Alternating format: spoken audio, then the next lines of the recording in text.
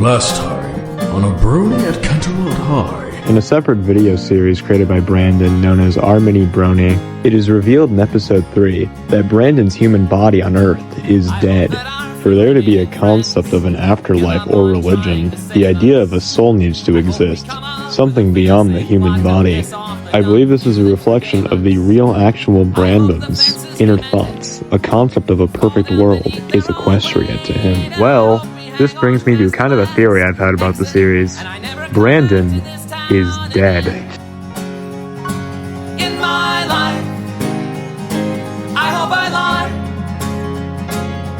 and tell everyone you were a good wife, and I hope you die. I hope we both die.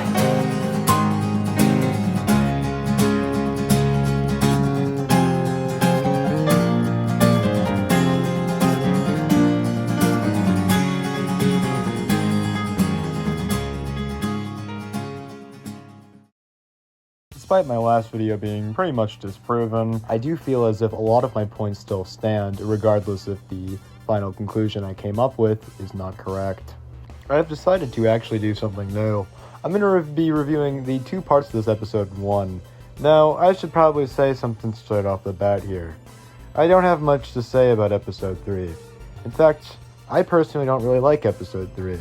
In fact, really nothing happens. Well, I gave the other episodes the more benefit of the doubt of creating a sense of world building and formality with the audience. This episode simply struggles with the fact it's not really introducing that much new. Although I do understand Brandon's two new sisters, which I will further get into as the review goes on, do play very crucial roles as the series progresses. Brandon's writing style does not give us, or the audience, the best introduction to them, creating this sense of just almost flatness opposed to the other episodes being somewhat boring. The episode begins introducing us to Brandon's three new sisters, Azure Moon, Bonnie Lilac, and Fuchsia Splash. We get introduced to the character traits displayed by each sister, Azure Moon being the much more tomboyish one, having had previous interaction with Sunset Shimmer, as they display their much more admiration for things such as competitive sports. Bonnie Lilac is the much more preserved, quieter sibling. I did realize I accidentally called them sister, despite the fact they are non-binary. That wasn't intentional. I'm not like transphobic. I was just too far in editing that to fix that. Oops. Lastly, we have Fuchsia Splash, kind of a caricature or a trope of kind of an annoying sister. Overall, I think she's done fine. Brandon doesn't really slander the trope. They're all okay characters. I don't really have any gripes with any of them. My more or less issue with this is nothing really eventful happens. A good 4 or 5 minutes of the episode are just spent between the main 6 and Brandon's new adopted siblings, just interacting and talking about things they enjoy, such as music, sports, or just past history together. I feel like this conversation could be important and better well done to introduce the characters. Let's say we got a better glimpse of their backstory, who they are, and what led them to be these characters. Because overall, these are characters built up of tropes. Maybe we could use these tropes to expand a backstory. Why is one character more shy and reserved, opposed to another sister being more competitive and more tomboyish? Overall, I do think it's good that Brandon sets up a relationship between the main 6, aka Brandon's new friend group, and his new siblings. Just overall, it's done in a way that I feel like could be done a lot better in a much less boring way. I feel like I don't know. Obviously, not Brandon, and plus there really isn't too much he can do to improve this now, considering he's a lot deeper into the series. But I do think this should serve as a lesson to, overall, how to better introduce characters. After this elongated conversation, Brandon goes to his stock art that he calls home, as Flame Blitz and Lightning Star have prepared cookies for the youngings and their full-grown-ass man. Hi, girls. Feel free to make yourselves at home. Same voice actor, by the way. I'm just wondering what you'd tell them if they were here.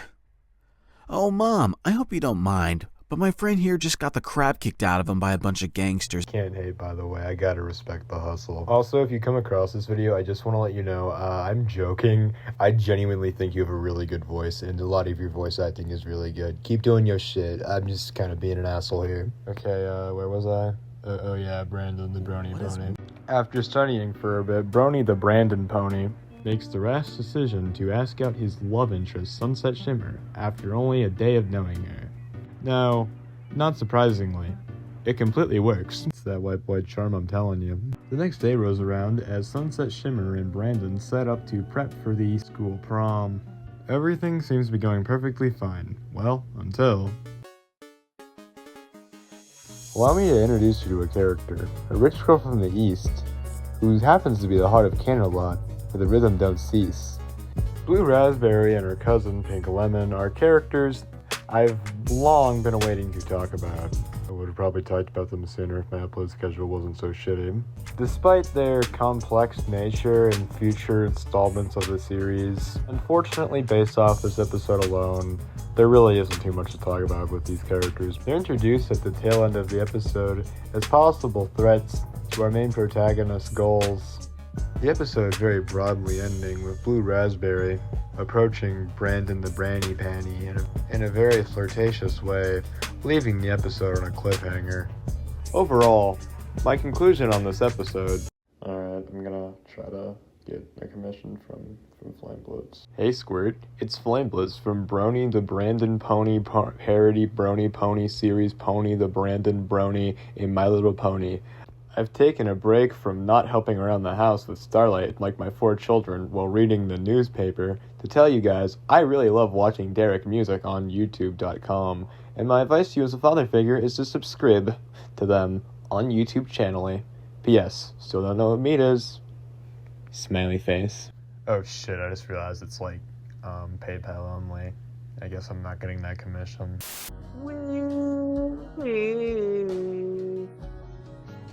Take smooth printed lines. We face the path of time,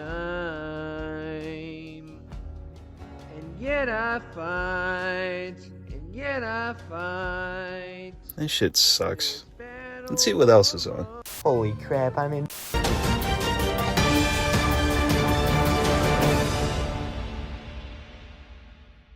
Ladies and gentlemen, I am currently standing out of CHS. As of tomorrow, CHS has decided to host their annual prom. So we're going to be going around and asking students what they think. Because we, as news, have nothing better to do besides harassing random teenagers. Oh, me? Well, I haven't really been too into dating ever since. Well, you know, the average problems you have with girls. Them secretly being pony princesses from different universes. Excuse me, ma'am. What do you think of the Brandon? Okay, what do you think of Canterlot High's new prom? The who? What do you... Please... Okay, look. Brandon, the Brony Pony, is going out with Sunset Shimmer, dude. What are you talking about? He's going. Listen, man, if you don't leave me alone, I'm gonna freaking punch you right now. But like, okay, Oh! Fuck! Oh! Shit! Brandon the Brony Pony is going out with Starlight Shimmer. I'd like to thank my close friend Jaden for helping me record that. You are truly awesome. Anyways, back to Brandon.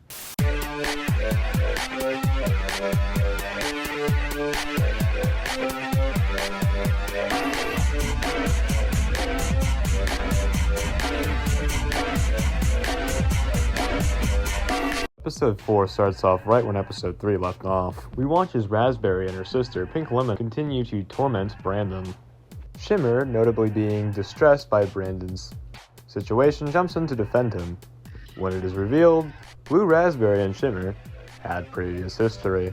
Listen here, Sunset. Before any serious conflict breaks out, a tall kid in a trench coat proceeds to break the two up. Wearing an ash-black trench coat with stripes over his shoulder. I already got in trouble for making a joke like that. I'm just gonna not say anything. To the YouTube bot watching this, just bringing up an event is not inherently supporting nor condoning the actions that happened. Did that cover my ass? Probably not. Oh well. Blue Raspberry runs off upset as Pink Lemon goes to console her. Pink Lemon is a little confused on why Blue Raspberry is so infatuated with this random dude she literally just met. That white boy charm, I'm telling you. Apparently she kinda has a thing for weird dorky dudes, mixed with a feeling of wanting to get back at Sunset Shimmer for kind of being a bitch to her a few years ago, allowing the audience to know she is indeed a threat, as the pettiness of a teenage girl is something to be reckoned with. This scene does a good job of displaying Blue Raspberry's general sense of entitlement. Her as a character is kind of built up of the trope of a snobby rich white woman. Pink Lemon really being there to enforce that trope, being kind of the follower. We then get further introduced to the trench-coated character who intervened, his name being Malakness. As this develops, we get introduced to a side plot regarding Brandon's adoptive sister, Fuchsia Flash, having a crush on the character Flash Sensory. The two hit it off shockingly well, later agreeing to go to the dance together. This side plot really doesn't go too far, so we're mainly going to be focusing on Brandon. Brandon seemingly has randomly grown 2 feet, and for some reason Sunset Shimmer is perfectly fine with this. It in fact dances with him, embracing this new weird height difference that never gets brought up again or even mentioned, as Brandon is back to normal height after this screen cap. The romantic scene gets interrupted by random white guy over Discord that I totally remember the name of, ensuring Vice Principal Luna something bad is going to happen to the school. Which, in all honesty, sounds like a threat. Instead of them detaining or asking for more further information on what the fuck is happening, they just decide to go with it. In standard practice, if somebody has direct insider info connected to people who are planning on having an attack on a school or any other form of government building, usually the individual, regardless of their intent, will be detained and questioned if they were involved or not. These actions should be practiced here, because, spoiler alert, he was revealed to be working with the villains toward the epilogue of the episode. Brandon and Discord guy meet each other and are shocked because Brandon knows the guy over Discord. Brandon says he'll make an effort to help fight alongside his new friend group and his Discord buddy, until Brandon's adoptive mother Lightning Star appears, ensuring him that will not happen.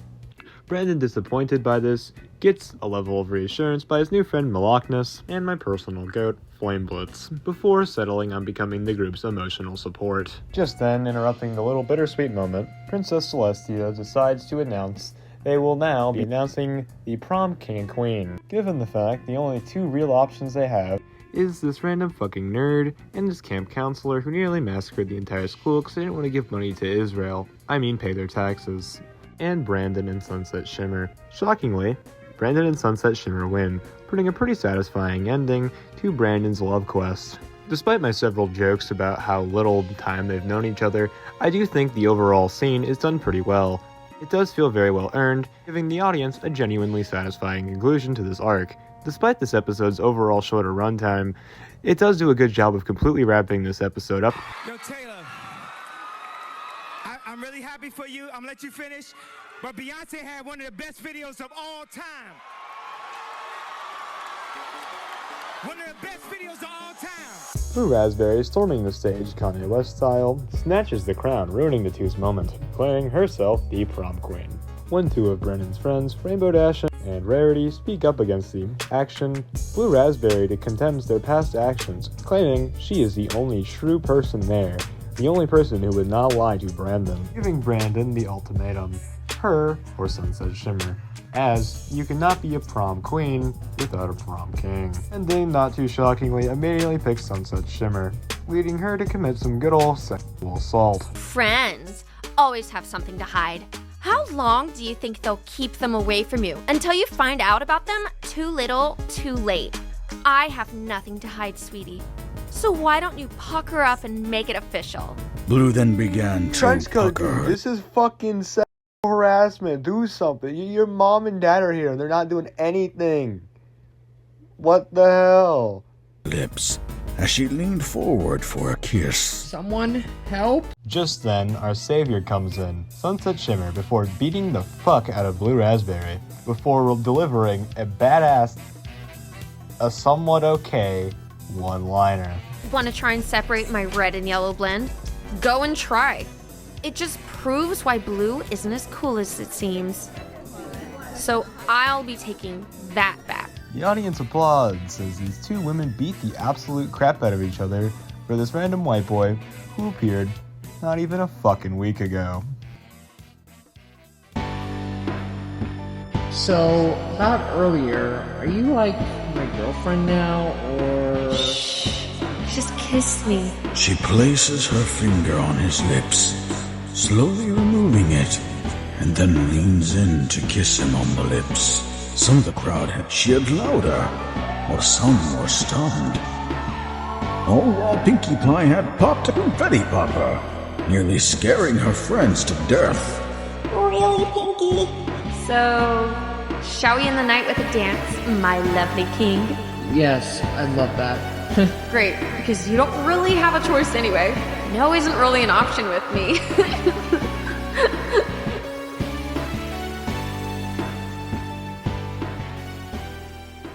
The two danced the night away, caught in each other's loving embrace. Through all the triumph and struggle, Brandon has finally overcome his character arc, ending his love quest once and for all, where Brandon finally feels at home.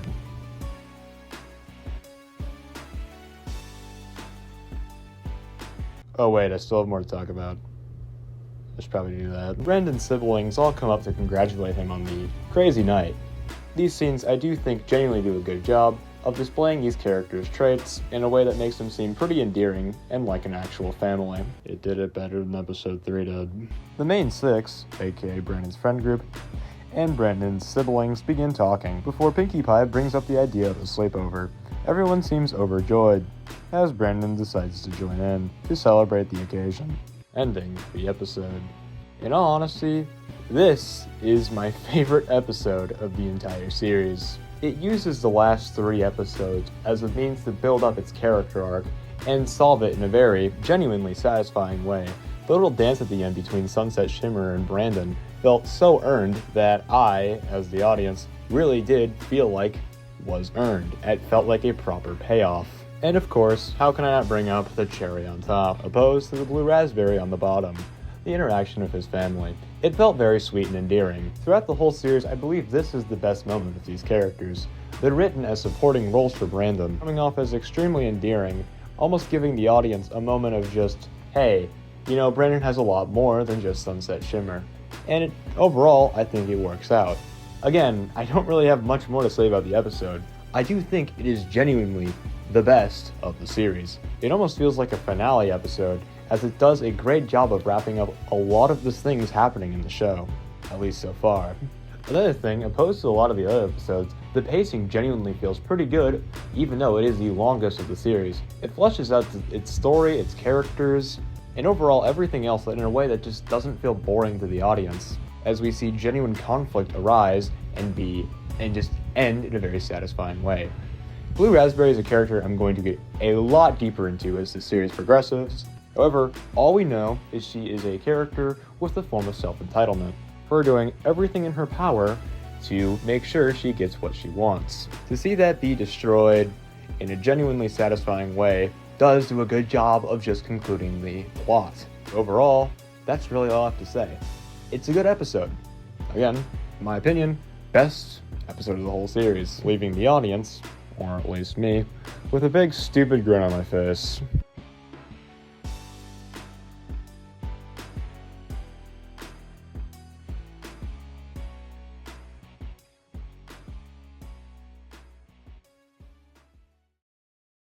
Oh yeah, there's like a post-credit scene about this character named Falsetto and like the Dazzling Girls and like the Discord guy all being evil and like planning to like kill everyone or something. But that's not really important as this high school drama. Now is it? That's it. Bye.